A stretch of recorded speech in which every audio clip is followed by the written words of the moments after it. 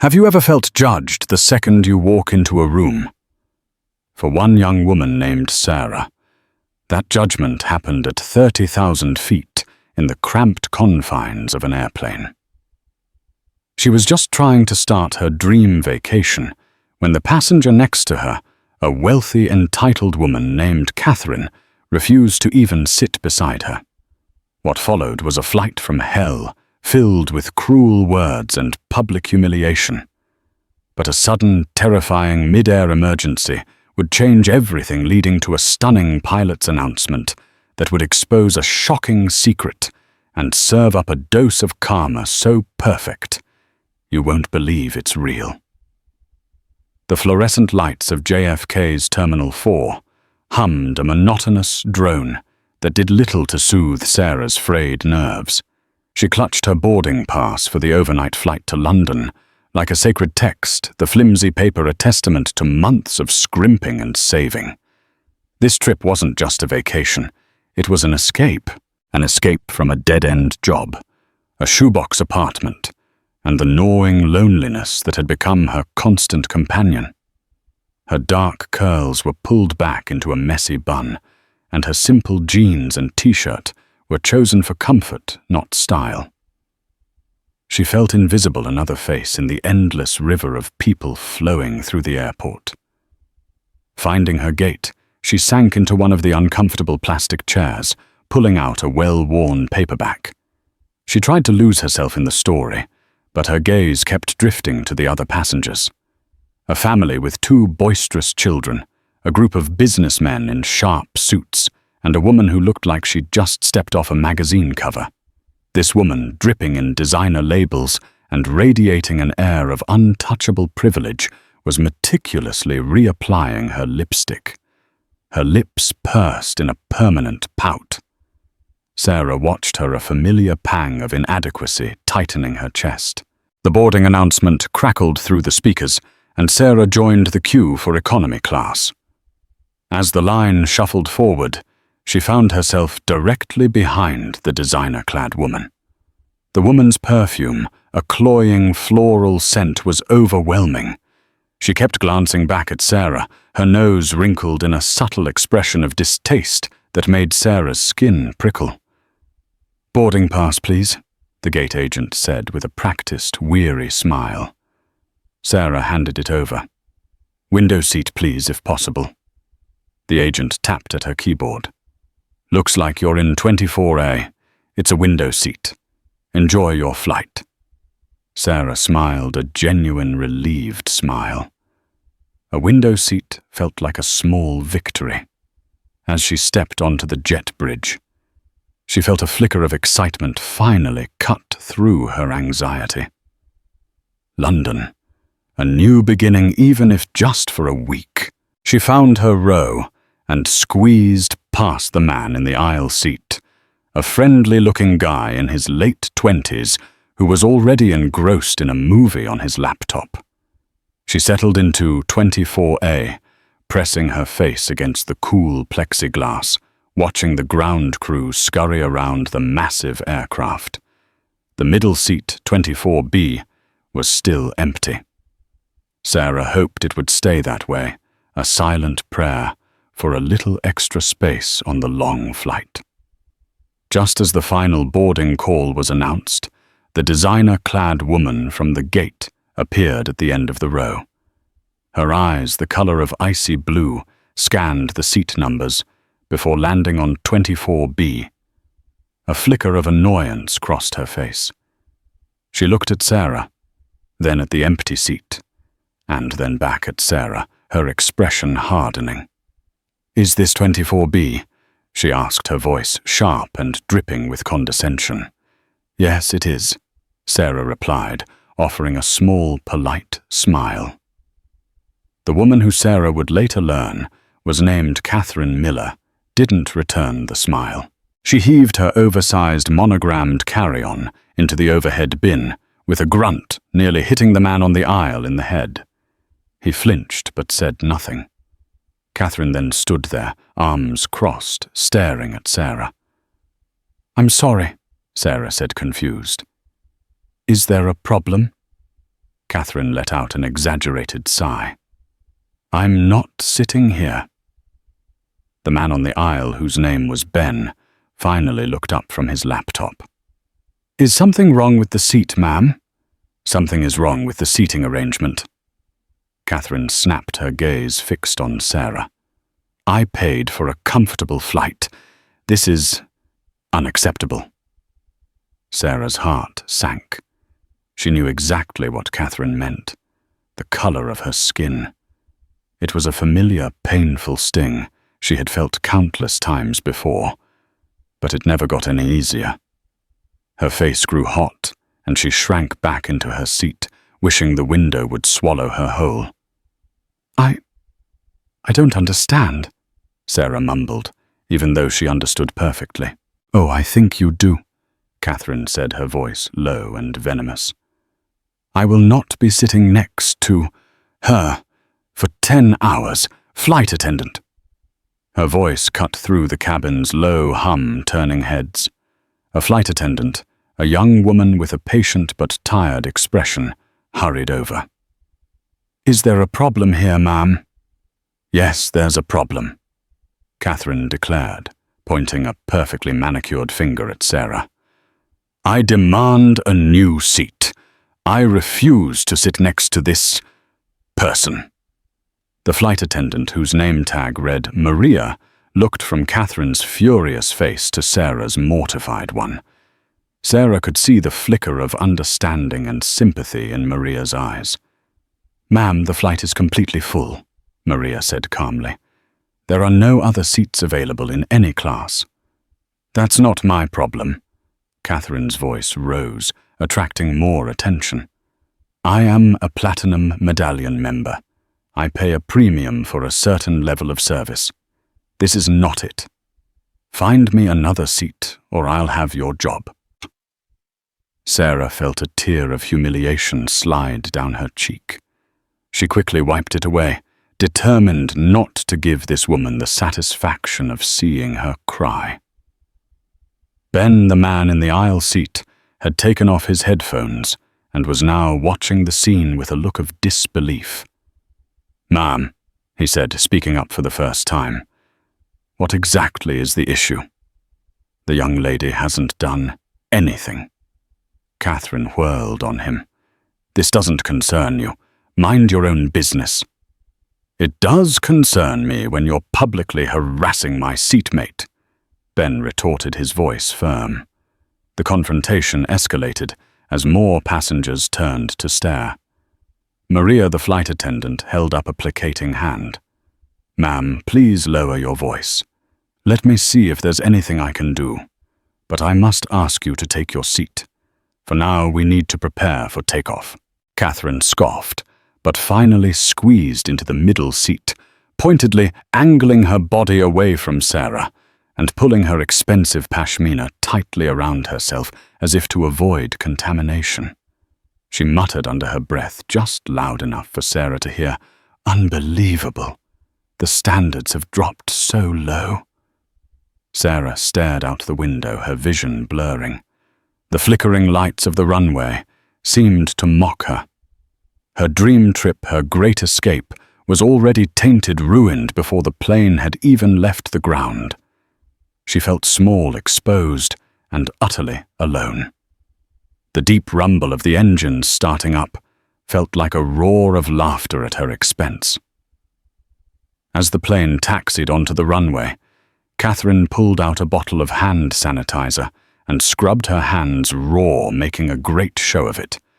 The message was clear, and it landed like a physical blow. Sarah closed her eyes, praying for the flight to be over before it had even truly begun. The initial ascent was tense and silent. Sarah kept her body pressed against the fuselage, trying to make herself as small as possible. Catherine, in the middle seat, had created a fortress of her belongings on her lap. Her purse, a magazine, a travel pillow, a clear demarcation line that Sarah was not to cross. Ben in the aisle seat occasionally shot Sarah a look of solidarity, a small, silent acknowledgement that what was happening was wrong. About an hour into the flight, the cabin lights dimmed and the meal service began. When the cart reached their row, Maria, the flight attendant from the earlier confrontation, offered them their choices. "Chicken or pasta, ma'am?" she asked Catherine. "I'll have the chicken," Catherine said, without looking up from her magazine. "And a glass of Chardonnay, a real glass, not one of those plastic cups." "Of course," Maria replied, her professionalism unwavering. She turned to Sarah. "And for you?" "Just water, please," Sarah said quietly, her appetite gone. Catherine let out a derisive snort. "Probably for the best." Sarah bit her lip, refusing to react. She accepted the water and stared out at the endless darkness, speckled with the faint lights of some sleeping city below. The loneliness she'd been running from felt heavier than ever at 30,000 feet.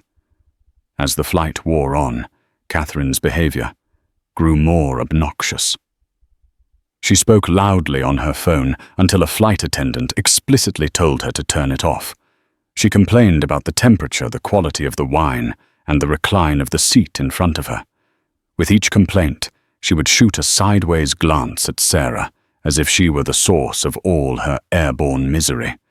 Ben, trying to diffuse the tension, attempted to make conversation. "So headed to London for business or pleasure?" he asked, directing the question to both of them. "Business," Catherine clipped, shutting down any further inquiry. "Pleasure," Sarah answered softly. "It's my first time." "Oh, you'll love it," Ben said warmly. "There's so much to see. If you get a chance, the British Museum is incredible, and the street food at Camden Market is a must." "Thank you, I'll keep that in mind," Sarah said, grateful for the small kindness. Catherine rolled her eyes dramatically. "I'm trying to rest," she announced to no one in particular, pulling an eye mask over her face and jamming noise-cancelling headphones over her ears. A few hours passed. Most of the cabin was asleep. Sarah, however, couldn't relax. Every time she started to drift off, she would be jolted awake by the memory of Catherine's hateful words. She felt a deep, simmering anger mixing with the humiliation. Why did she always just take it? Why couldn't she find the words to defend herself? Suddenly, the plane lurched violently, and a loud bang echoed through the cabin. The seatbelt sign flashed on with a sharp ping, and the captain's voice, calm but firm, came over the intercom. "Ladies and gentlemen, this is your captain speaking. We seem to have experienced some engine trouble. We are currently assessing the situation. Please remain in your seats with your seatbelts securely fastened. The flight crew will be coming through the cabin to prepare for a possible emergency landing." A wave of panic rippled through the passengers. People gasped, and a baby started to cry. Catherine ripped off her eye mask, her face pale with fear. "What was that? What's happening?" she demanded, grabbing Ben's arm. "I don't know," he said, his own voice tight with worry. "Just try to stay calm." The flight attendants moved through the cabin with practiced efficiency, their faces grim but composed. Maria paused at their row. "Please review the safety card in the seat pocket in front of you. We'll be making a precautionary landing. We need everyone to remain calm and follow our instructions." Catherine's composure completely shattered. "Precautionary landing? We're in the middle of the ocean." Her voice rose to a hysterical pitch. "We're all going to die." "Ma'am, please," Maria said firmly. "Panicking won't help anyone." But Catherine was beyond reason. She began to hyperventilate, her breath coming in short, ragged gasps. "I can't breathe," she wheezed, clawing at her throat. "I need a doctor." "Is there a doctor on board?" Maria called out, her voice rising above the nervous murmurs of the passengers. No one responded. Catherine's gasps grew more frantic. Her face was turning a blotchy red, and her eyes were wide with terror. Ben tried to calm her down, but she shoved him away. Sarah, who had been frozen in her seat, suddenly felt a surge of adrenaline. The fear was still there, a cold knot in her stomach, but something else took over. She had spent the first half of the flight feeling powerless. Not anymore. She unbuckled her seatbelt and leaned across Catherine. "Look at me," she said, her voice clear and steady, cutting through Catherine's panic. "My name is Sarah. I need you to look at me and breathe with me. In through your nose, out through your mouth. Can you do that?" Catherine stared at her, her eyes wild. I can't." "Yes, you can." Sarah insisted, her gaze unwavering. "Breathe with me. Now. In and out. In and out." She exaggerated her own breathing, making it slow and deep. Reluctantly, shakily, Catherine began to mimic her. Her panicked gasps slowly subsided into shuddering breaths. "That's it," Sarah said softly. "You're okay. We're going to be okay." Maria and Ben watched, stunned into silence. Sarah continued to talk to Catherine in a low, soothing voice, keeping her focused on her breathing, blocking out the chaos and fear that filled the cabin. She held Catherine's gaze, creating a small, calm bubble in the midst of a potential disaster. She wasn't just the girl in 24A anymore. She was the only thing standing between the woman who despised her and a full-blown panic attack. The captain's voice returned, announcing they would be diverting to Shannon Airport in Ireland. The relief in the cabin was palpable.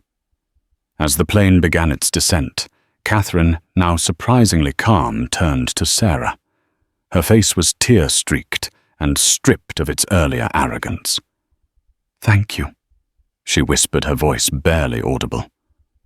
Sarah simply nodded, her anger replaced by a strange, weary empathy. The emergency had stripped them both down to their most basic human selves, terrified and vulnerable. As the lights of the Irish coast appeared through the clouds, a beacon in the dark, Sarah wondered if this shared trauma could possibly change anything, or if once they were safely on the ground, the walls Catherine had built would go right back up. The landing at Shannon was bumpy, but safe. A collective sigh of relief, followed by a burst of applause, filled the cabin as the wheels touched down. The immediate danger had passed, but now a new kind of uncertainty began. The passengers were herded off the plane and into a cordoned-off section of the small, quiet airport. It was the middle of the night, and the terminal was nearly deserted. Airline representatives promised hotel accommodations and a replacement flight to London in the morning, but the logistics were chaotic.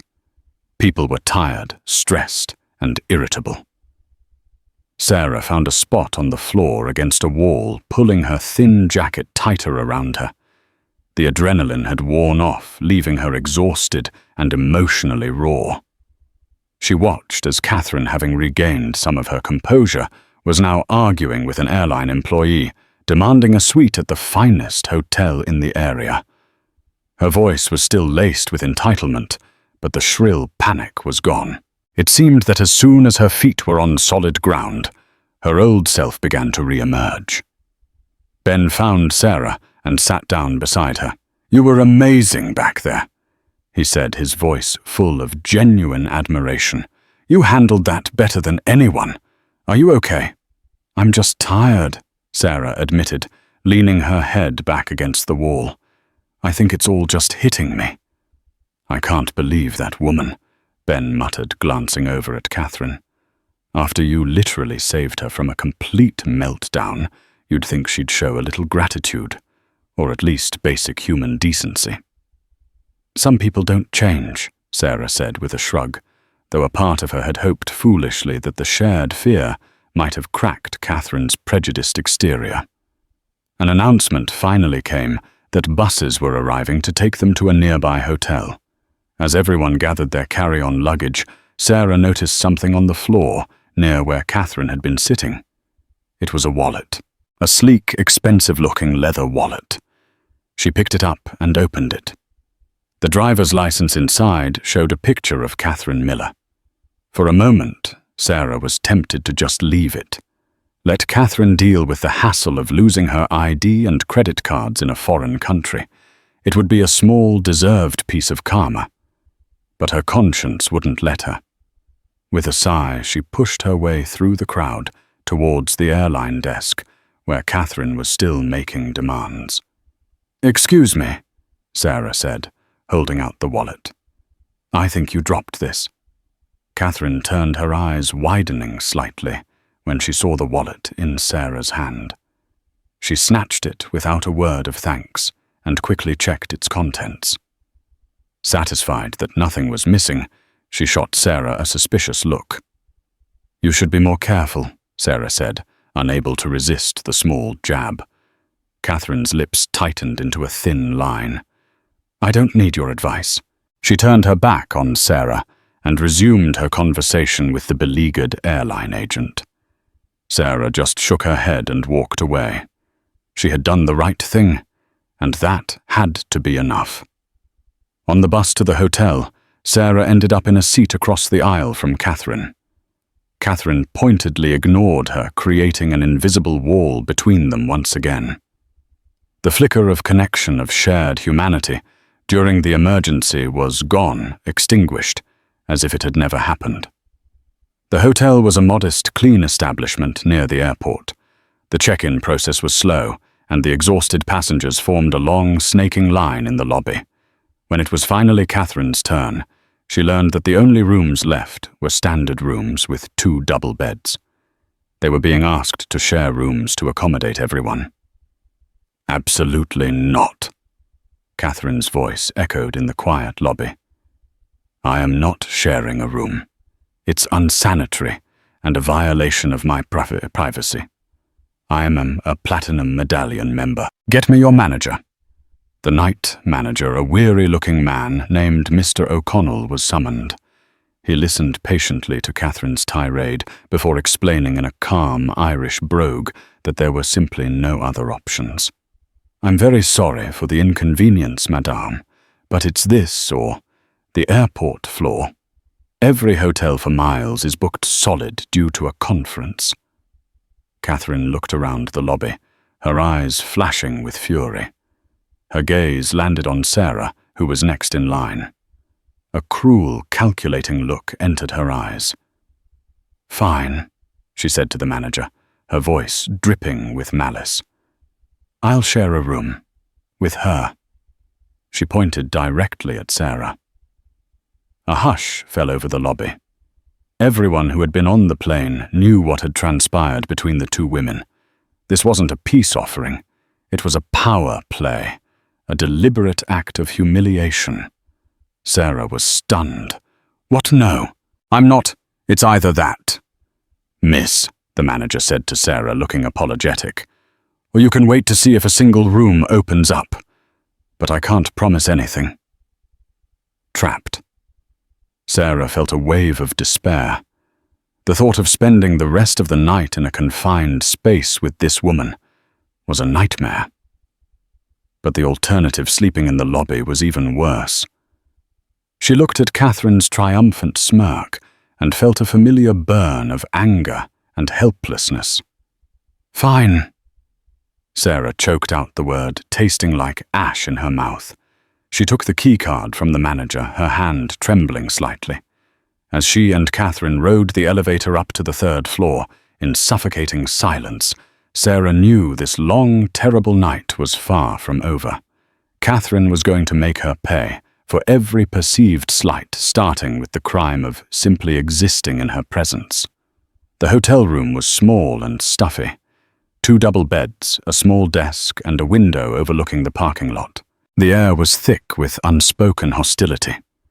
Catherine immediately claimed the bed farthest from the door, tossing her designer handbag onto it, as if marking her territory. "I'll be taking the first shower," she announced, not asked. She disappeared into the bathroom, and the sound of the lock clicking shut felt like a final definitive statement. Sarah sank onto the edge of her own bed, her body aching with exhaustion. She felt like a prisoner.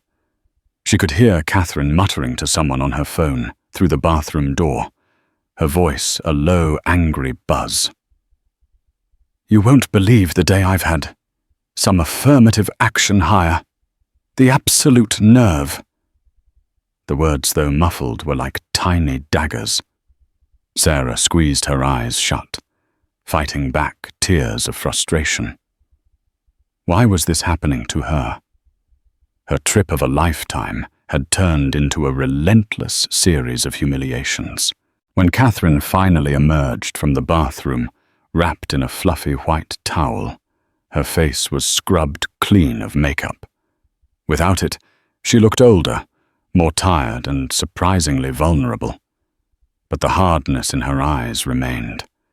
She ignored Sarah completely, rummaging through her suitcase for a silk pajama set. Sarah took her turn in the shower, letting the hot water wash over her, hoping it could somehow wash away the grime of the day. When she came out, Catherine was sitting on her bed, scrolling through her phone, a glass of water from the minibar in her hand. The silence stretched on, broken only by the hum of the air conditioner. Sarah knew she couldn't sleep. The tension in the room was a living thing coiling in the space between them. She had to say something. "Why are you doing this?" Sarah asked, her voice quiet but steady. Catherine looked up from her phone, her expression one of mild surprise, as if she'd forgotten Sarah was even there. "Doing what?" "This," Sarah said, gesturing around the room. "Insisting we share a room. All of it.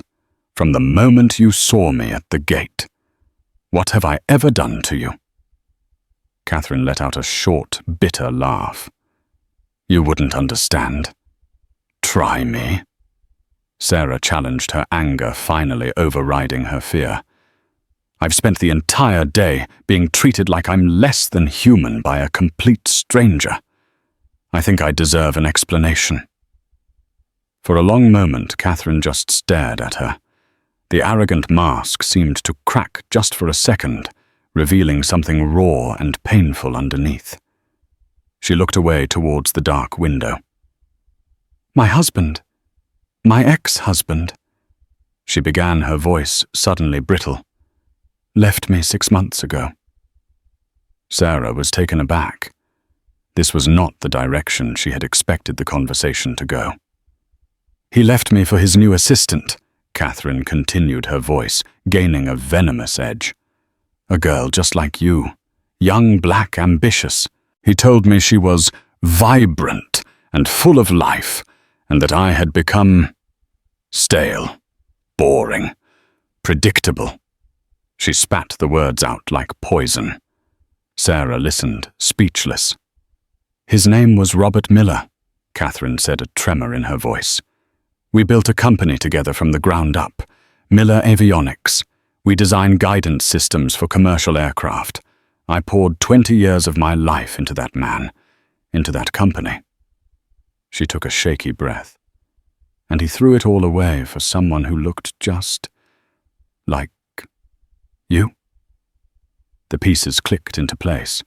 The entitlement, the platinum airline status, the business trip to London, and the irrational, targeted hatred. It wasn't just about race, not entirely. It was a twisted, painful transference. In Catherine's eyes, Sarah was the ghost of her own personal tragedy, the embodiment of the woman who had destroyed her life. "Every time I look at you," Catherine whispered, her voice thick with a mixture of grief and rage, "I see her face, see her. I see everything I lost, the life I was supposed to have." The confession hung in the air between them, heavy and suffocating. It didn't excuse her behavior. Nothing could. but it painted it in a different, more pathetic light. This wasn't a powerful woman exerting her privilege. It was a broken woman, lashing out at a world she felt had wronged her. "I'm sorry about your husband," Sarah said. And she meant it. The anger she had felt moments before was replaced by a profound, aching pity. "But I am not her. My name is Sarah Jones. I'm a graphic designer from Queens. I saved up for 2 years for this trip. I'm not trying to take anything from you." Catherine didn't respond. She just sat on her bed, staring at nothing, a single tear tracing a path down her cheek. In that moment, stripped bare of her armor of wealth and prejudice, she just looked like a profoundly lonely woman. The animosity in the room hadn't vanished, but it had changed. It was no longer a one-sided assault. It was a shared space of pain, albeit from vastly different sources. They were two strangers, stranded in a foreign country haunted by their own private ghosts. Sarah turned off the light and lay down in her own bed, the darkness offering a fragile truce.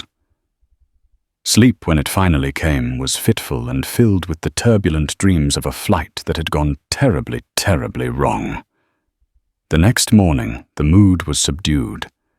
Catherine was quiet, withdrawn. The raw vulnerability of the previous night was gone, replaced by a cool, distant politeness. They rode the shuttle back to the airport in silence. Sarah felt a strange mix of relief and disappointment. She hadn't expected a miraculous transformation, but the return to icy indifference was jarring after the emotional breakthrough. The airline had chartered a new plane to take them to London. As they waited at the gate, Sarah saw Ben again. He gave her a concerned look. "Everything okay? I saw they made you room with her." "It was interesting," Sarah said, offering a weak smile. "That's one word for it," he said, shaking his head. "Well, hopefully the rest of the trip is smoother." They boarded the new aircraft. By a strange twist of fate, or a deliberate choice by the gate agent who had witnessed the previous day's drama, they were assigned the exact same row, 24. Sarah in A, Catherine in B, Ben in C. Catherine settled into her seat without a word, pulling out a financial newspaper and hiding behind it. The flight was uneventful. The skies were clear, and the new plane hummed along smoothly.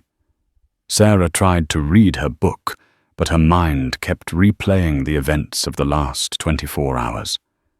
The hatred, the fear, the confession. It felt surreal, like a scene from a movie. About an hour before they were scheduled to land at Heathrow, the captain's voice came over the intercom. It was the same captain from the flight before.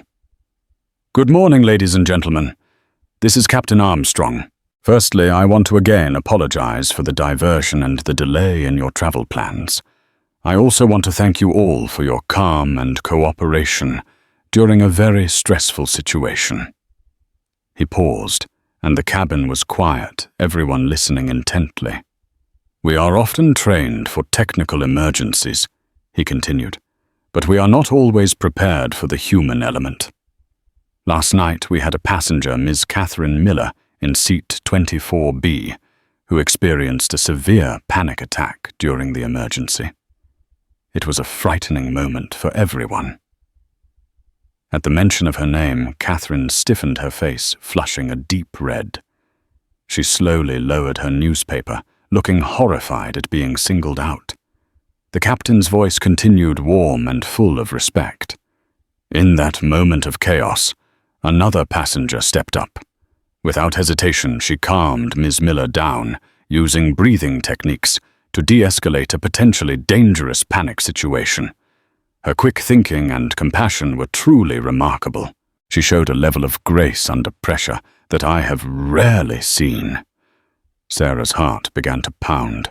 She had no idea where this was going. "I learned this morning," the captain said, a note of pride in his voice, that this young woman is named Sarah Jones, seated in 24A. I also learned something else. Ms. Jones is the daughter of the lead aeronautical engineer who designed the very engine cowling that failed on our last flight. A collective gasp went through the cabin. Heads turned. Everyone stared at Sarah, their expressions a mixture of shock and awe. Ben's jaw was literally hanging open.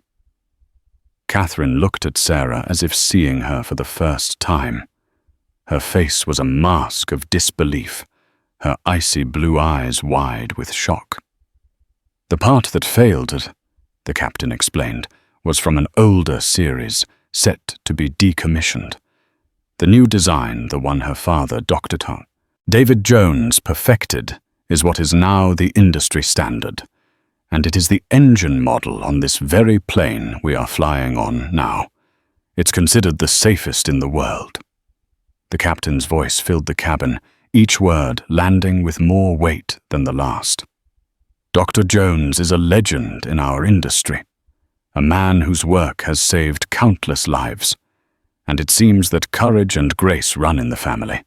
We on the flight deck, and I'm sure I speak for everyone at this airline, owe Ms. Sarah Jones a profound debt of gratitude, not just for her actions last night, but for her family's contribution to aviation safety. On behalf of the entire crew, thank you, Sarah. The cabin erupted in spontaneous, thunderous applause. Passengers leaned over seats to pat her shoulder, to thank her, to look at the unassuming young woman who was suddenly a hero. Sarah, her face burning, was completely overwhelmed. She felt tears welling in her eyes, not of humiliation this time, but of shock, pride, and a dizzying sense of vindication. But she didn't look at the other passengers. She looked at Catherine. Catherine Miller.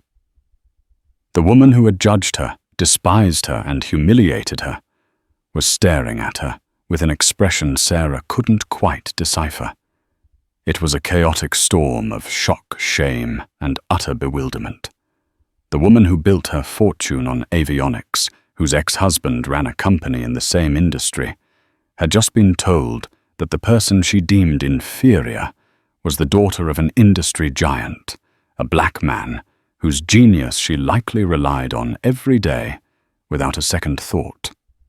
The carefully constructed world of Catherine's prejudice, built on a foundation of perceived superiority, had just been obliterated at 30,000 feet. The karma was not just hitting back. It was a sonic boom shattering everything she thought she knew. The applause for Sarah was the soundtrack to her humiliation, a public testament to how terribly devastatingly wrong she had been. For the remainder of the flight, Catherine Miller was silent. She didn't hide behind her newspaper anymore. She simply stared straight ahead, her face pale, her hands clasped tightly in her lap. The fortress of her arrogance had crumbled, leaving behind a woman exposed and ashamed. Every so often she would dart a quick, unreadable glance at Sarah, but she couldn't seem to hold her gaze for more than a second. The applause had eventually died down, but the atmosphere in the cabin had fundamentally shifted. Sarah was no longer an anonymous passenger. She was a focal point of admiration and curiosity. A flight attendant came by and offered her a glass of champagne, courtesy of the captain. Another passenger passed her a note that simply said, "Thank you for what your father does and for what you did." Sarah accepted the thanks with quiet grace, though her mind was still reeling. She hadn't known the captain would do that. Her father, Dr. David Jones, was a humble man who rarely spoke about the importance of his work. To him, it was just his job. Hearing him lauded like that, and by extension herself, was a surreal experience. As the plane began its final descent into London, the familiar sights of the city coming into view, Sarah felt a sense of calm settle over her. The trip had started as an escape from feeling small and invisible. Now she felt seen in a way she never could have imagined. The plane taxied to the gate at Heathrow, As the seatbelt sign switched off, passengers began to stand and retrieve their luggage. Ben turned to Sarah. "I'm speechless," he said, shaking his head in amazement. "Your father is David Jones. I've read articles about his work. He's a genius. And you? Well, like father, like daughter, I guess." He smiled warmly. "If you need a friendly face in London, or someone to show you that food market, let me know." He scribbled his number on a piece of paper and handed it to her. "Thank you, Ben, for everything," Sarah said, meaning it. His simple kindness before he knew anything about her had been a lifeline. As she stepped into the aisle to get her bag from the overhead compartment, she came face to face with Catherine. The other passengers were moving past them, but for a moment the two women were isolated in their row. Catherine's face was a wreck of conflicting emotions. The shame was palpable. She started, her voice raspy. She stopped, swallowed hard, and tried again. "I had no idea." "I know," Sarah said simply. "What I said. What I did." Catherine's eyes were glassy with unshed tears. "It was inexcusable. It was monstrous." "Yes," Sarah agreed. She wasn't going to offer easy absolution. "It was. My ex-husband, Robert." Catherine continued the words, tumbling out as if she couldn't hold them in any longer. "His company, Miller Avionics. They use your father's components. They bid on contracts against his firm all the time. Robert used to complain about him. He called him the competition. He knew how brilliant he was. We both did." The irony was staggering. The very man whose family she had scorned was a figure of professional respect and envy in her own world. The prejudice she had wielded was not just morally bankrupt, it was factually absurd. "I am so sorry," Catherine whispered the words, finally coming out. It wasn't a grudging apology, it was the sound of a woman utterly broken by the weight of her own actions. "For everything." Sarah looked at her, at this woman who had caused her so much pain. She saw the pathetic story of a bitter divorce, the ugly racism, the crushing public humiliation. And she felt nothing. The anger was gone. The pity had faded. There was just an empty space where the hurt had been. "I hope you find a way to be a better person, Catherine," Sarah said, her voice even. "For your own sake." She turned, pulled her bag down from the bin, and walked away without looking back. She left Catherine standing alone in the aisle, a solitary figure amidst the departing crowd. Sarah walked down the jet bridge and into the bright, bustling terminal of Heathrow Airport. She took a deep breath of the new air. London was waiting. Her escape had failed, but in its place she had found something far more valuable, her own strength. The trip was no longer about running away from who she was, but about stepping into the person she was meant to be. The moment Sarah's feet touched the polished floor of the Heathrow terminal, a palpable sense of release washed over her. It was more than just the end of a terrifying journey. It was an exorcism. The suffocating weight of Catherine Miller's disdain, an invisible poison that had seeped into her pores, began to evaporate in the vast, impersonal hum of the airport. She walked through the crowd not with the hurried head-down posture of someone trying to avoid notice, but with a measured, deliberate gait. She was no longer hiding. She had been seen, judged, and ultimately vindicated in the most public way imaginable. The experience had been excruciating, but the shame was not hers to carry. She left it behind a piece of discarded luggage in row 24 of the abandoned aircraft. Her first few days in London were a conscious exercise in reclaiming her joy.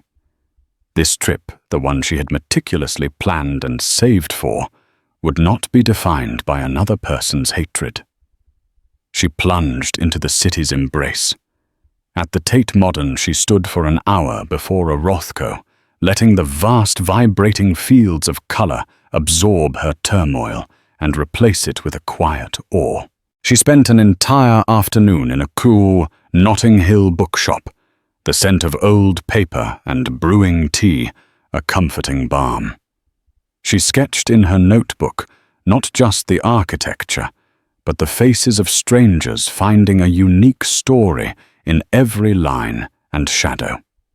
The city was healing her its sheer scale and endless motion, putting her own experience into a manageable perspective. On the third day, she met Ben for coffee near Borough Market. The easy warmth of his smile was a welcome anchor to normalcy. "I have to admit," he said, stirring his cappuccino, "I've replayed that pilot's announcement in my head about a dozen times. It was the most satisfying, movie-perfect moment of karmic justice I have ever witnessed." Sarah laughed, a genuine, unburdened sound. It felt surreal. "I think I was in shock for the rest of the flight. My father is a very humble man. He'd be mortified to hear himself described as a legend." "A legend who saves lives," Ben corrected gently. "He deserves the praise. And so do you. I've been thinking about it a lot, how you just stepped in." When she was panicking. "You didn't hesitate even after how she'd treated you. I don't think many people would have done that." "I'm not sure why I did," Sarah admitted honestly, tracing a pattern on her mug. "Maybe I was just tired of feeling powerless. Calming her down was an action. It was something I could do instead of just sitting there and taking it." Their conversation flowed easily from there, weaving through their lives, their dreams, his work in software development, her passion for creating visual identities for brands with a purpose. It was a conversation between equals, filled with mutual respect and a burgeoning curiosity. As they parted ways with a promise to visit the V&A Museum later in the week, Sarah felt a lightness that had nothing to do with the city, and everything to do with connection. It was a potent antidote to the isolation she had felt on the plane. While Sarah was finding her footing, Catherine Miller was losing hers. Her suite at the Savoy, a space designed for power meetings and opulent relaxation, had become a gilded cage. The panoramic view of the Thames felt like a mockery, a vibrant, moving world she was no longer a part of. She had cancelled her meetings, citing travel fatigue, but the truth was, she couldn't bear to face her colleagues. She couldn't bear to see the judgment in their eyes, the same judgment she had so freely dispensed. She spent hours replaying the flight. She saw the flash of fear in Sarah's eyes, the pity in the flight attendant's gaze, the wave of applause that felt like a physical blow. The pilot's words haunted her waking moments, courage and grace. Two qualities she had prided herself on possessing, now stripped from her and handed to the very person she had tried to debase. Her prejudice, she was forced to admit in the crushing silence, wasn't just a moral failing. It was a profound intellectual one. She, a supposed titan of industry, had been so blinded by a young woman's skin color that she had failed to see anything else. On the third night, driven by a desperate need to lash out at the source of her misery, she called Robert. His voice, when he answered, was as smooth and empty as she remembered. "Catherine, what a surprise. Everything all right?" "I was on a flight from New York," she began, her voice tight. "There was an emergency. An engine cowling failed. Good God, are you okay? You should have called sooner." The concern was programmatic, a line from a script. She ignored it. The captain made an announcement after.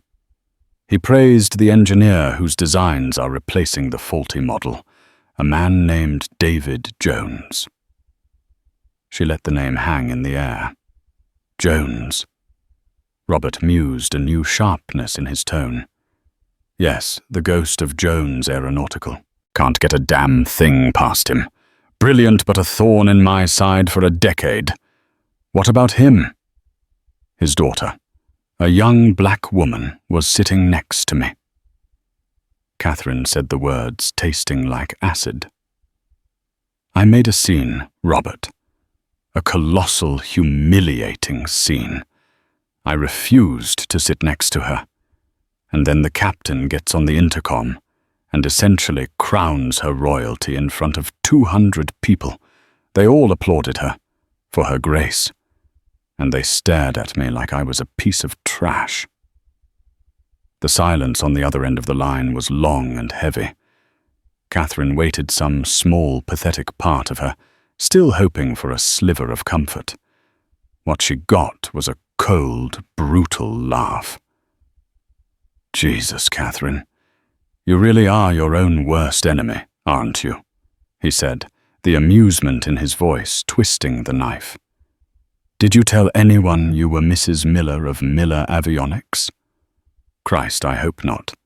The last thing I need is you dragging the company name through the mud with your petty public tantrums. And just like that, the final thread of her old life snapped. It wasn't just that he didn't love her. It was that he held her in utter contempt.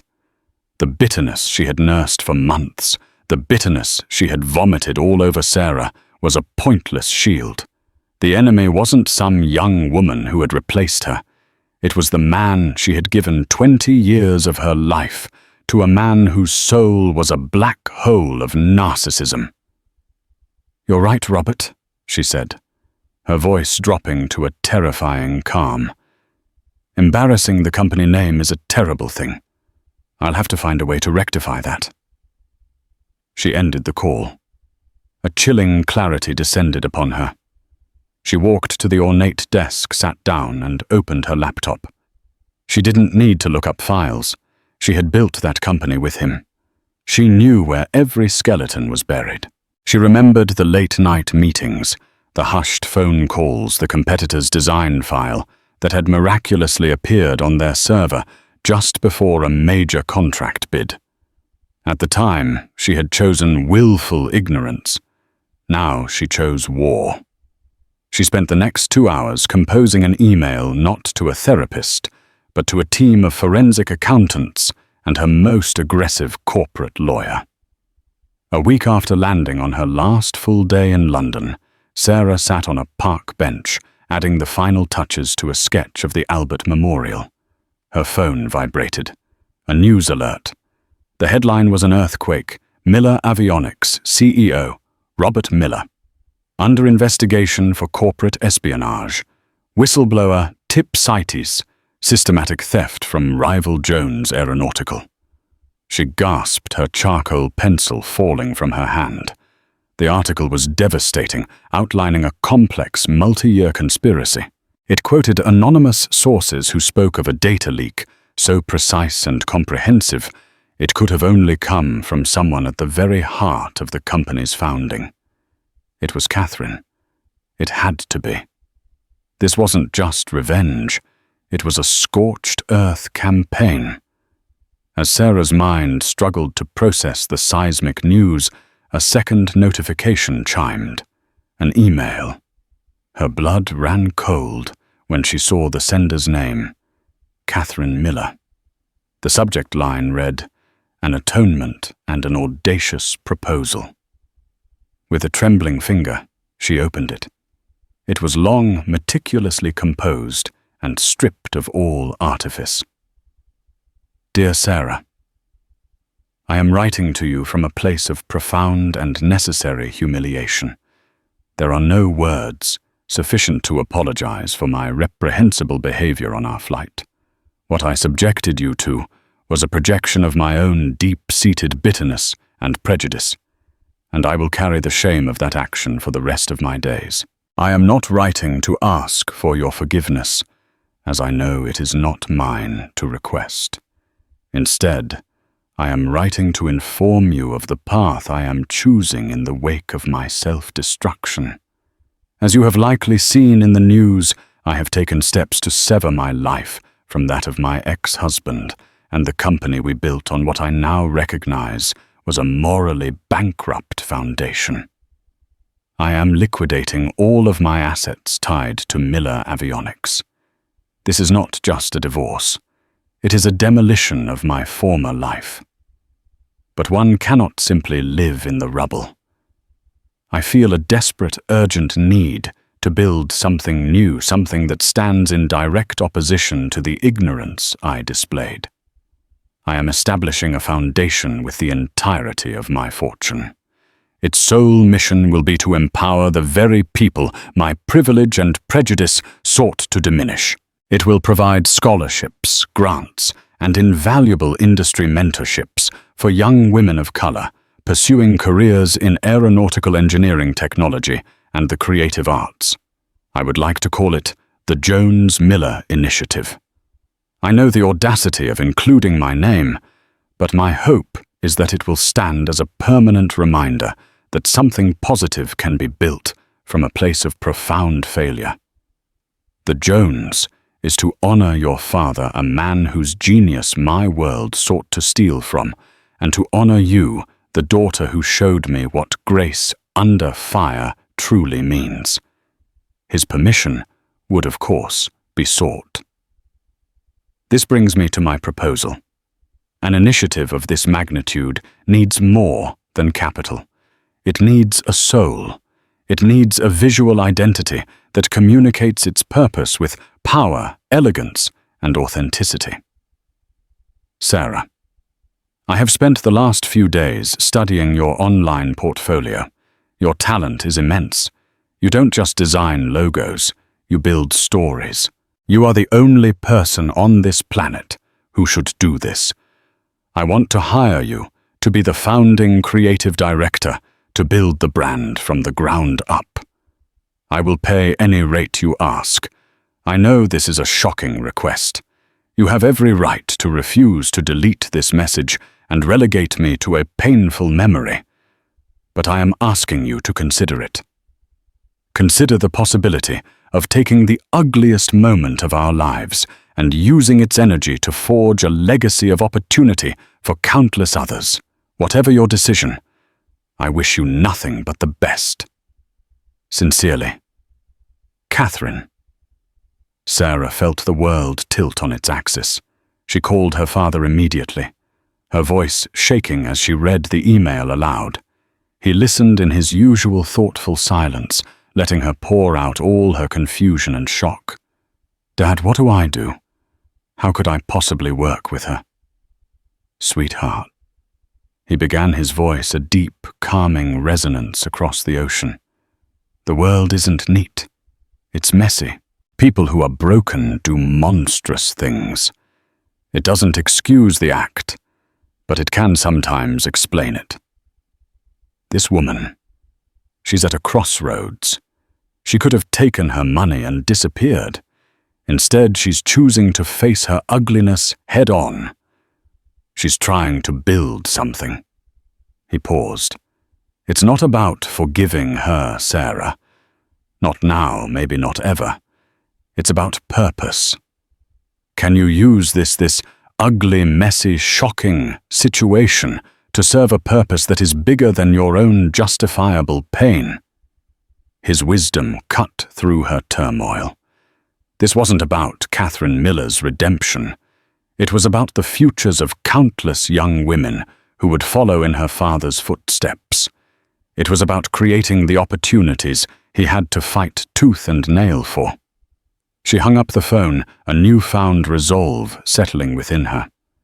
She walked back to her hotel, sat at the small desk, and opened her laptop. Her fingers, steady now, flew across the keyboard. Dear Catherine, she typed. Thank you for your email and for your remarkable candor. The mission you have outlined for the Jones-Miller Initiative is not just vital. It is a cause I am deeply passionate about. I am prepared to accept your offer to lead its creative development. Before we proceed, I suggest a video conference to discuss the foundational principles and a creative brief. There is much work to be done." She paused, then added one final sentence. "Let's build something beautiful." She hit send, the single click echoing in the quiet room. Outside, the lights of London were beginning to glitter against the twilight sky. Her trip, which had begun as an escape from a life in which she felt small, was ending with the acceptance of a role that was larger than she had ever dared to imagine. The turbulence had passed. The flight was over. But her real journey, she knew with a breathtaking certainty, was just about to begin. And there you have it.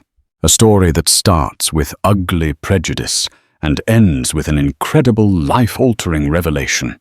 Sarah's journey reminds us that you can never judge a person by their appearance, and that true strength isn't about wealth or status. It's about grace under pressure. Catherine's spectacular downfall is a powerful example of how hatred and bitterness will ultimately only destroy the person who carries it. Karma found her at 30,000 feet, and her world will never be the same. What did you think of the pilot's epic announcement? Let me know in the comments below. If you were moved by this story of justice and unexpected twists, please give this video a thumbs up, share it with your friends, and make sure you subscribe to the channel for more unforgettable drama. Your support means the world to us. Thanks for listening.